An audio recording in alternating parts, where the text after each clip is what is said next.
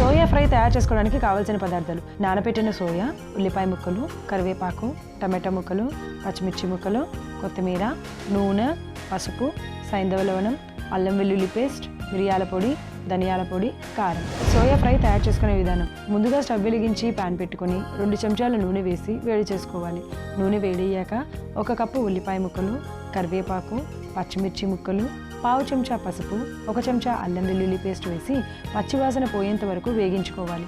ఆ తర్వాత 1 కప్పు టమాటా ముక్కలు, 1 చెంచా సైంధవ లవణం, 1 చెంచా ధనియాల పొడి, 1 చెంచా కారం, 1/2 చెంచా మిరియాల పొడి వేసి కలుపుకొని గంట ముందు నానబెట్టి నీళ్లు పిండేసిన మిల్ మేకర్ని కూడా వేసి కలుపుకుంటూ కొద్దిసేపు ఫ్రై చేసుకోవాలి.